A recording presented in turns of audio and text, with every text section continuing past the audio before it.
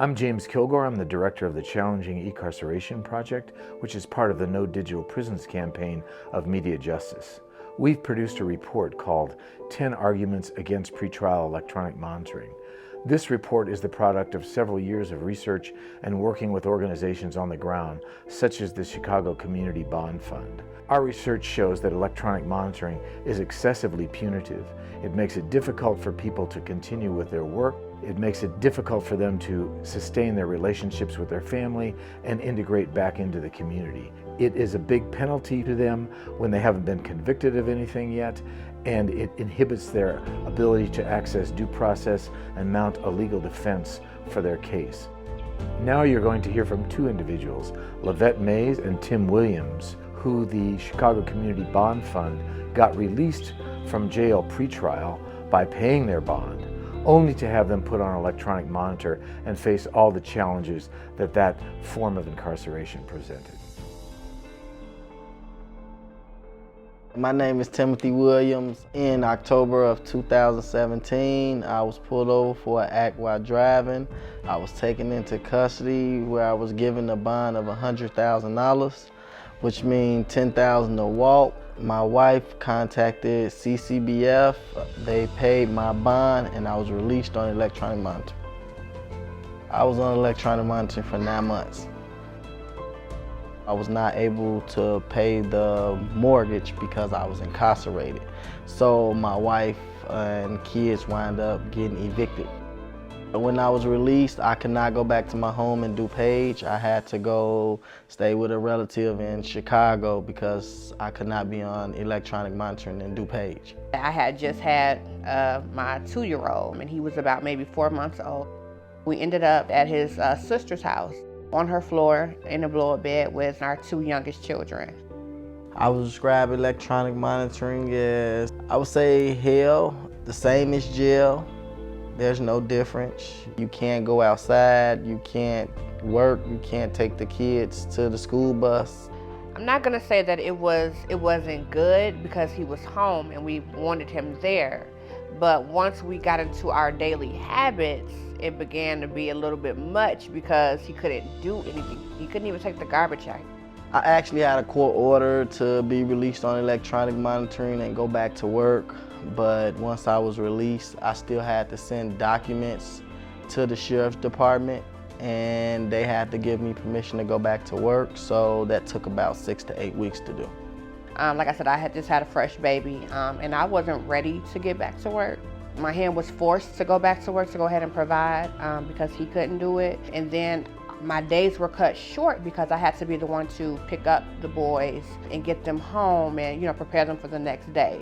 Once I got the ability to work, I was able to afford an apartment in the city of Chicago, and me and my family were able to move into our new apartment.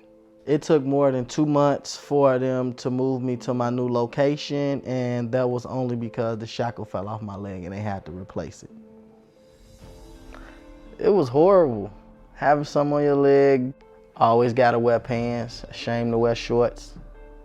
And just for the public out, even at work. So just have to always make sure it's covered. Well, what's the whole point of someone having to pay all this money and you guys still dictate their every move? And then, even though he's the one on electronic monitoring, it still feels like you are as well because you still have the sheriffs to worry about if they want to pop up. It's like you feel like you don't have any privacy really. It has taken these past 2 years for us to go ahead and get back to a point where we can actually exhale and come up for air and look at each other and say, hey, we are back to where we left off 2 years ago. My name is Lavet. I was arrested in 2015. I had an altercation with my mother-in-law. My bond was set at $250,000, $25,000 to walk. I was incarcerated for 471 days. The Chicago Community Bond Fund and my family helped raise the money, and I was released on house arrest. Because I spent 471 days incarcerated, I lost my house, I lost my business, and I had to move in with family members. They felt like they were being impacted in jail because I was there. I could not provide and have a person have to take care of 3 extra people. It tore my family apart. I had a child that was autistic and he was 7. I had a daughter that was 15. Because my son is autistic, he has impulsive behaviors where he might run off. I would not be able to chase him, so I asked for movement, and I was granted movement from 7 to 9 because they were in school. And oftentimes the sheriffs did not have it logged that I had movement from 7 to 9. If I didn't have the movement, I wouldn't have been able to take them to doctor's appointments, recreational therapy, which was all notated in our records. It was just really hard and stressful because, like, knowing that if she'd step outside without calling the sheriffs or letting someone know, then the sheriffs would arrest her. It felt like we were being punished. My mom missing my 8th grade graduation, and my mom misses school dances and stuff. It made me grow up a little faster because I had to become like a second mom to my brother. When the power went out, because it was a thunderstorm, and the sheriff explained to me, well, you better hope it come back on within 24 hours or we'll be there to pick you up.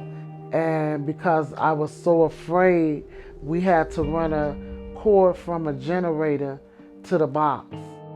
You'll most likely be rearrested just for little simple things. So it's like you are living with a noose around your neck. A lot of this has been another way for the states to win their cases. I was on electronic monitoring for 146 days. If I wasn't on electronic monitoring, I wouldn't have pleaded guilty. I pleaded guilty because of all the things that electronic monitoring put me through. I couldn't risk losing my kids.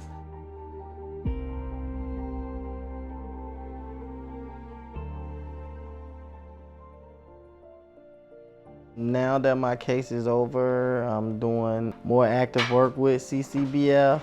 I've spoken at events, I've done interviews, and I travel from city to city. I want people to know that electronic monitoring is not something great. It's still another form of incarceration. I'm really excited for him. I enjoy watching him speak on his story. This gives him the ability to really get to know him and what he's been through and how he's conquered those tribulations. I work in the advocate part of Chicago Community Bond Fund, where I speak at colleges, at hospitals, different schools. I tell her a lot that she's really brave, and like it helps shine a light that it's not just one big easy thing to go through. This is actually what happens in real life to people. People always ask me, am I afraid and why am I speaking out? And I often tell people that I'm afraid not to speak out, because if we don't speak out and stand up, then this pretrial and money bond will continue going on and people won't get out.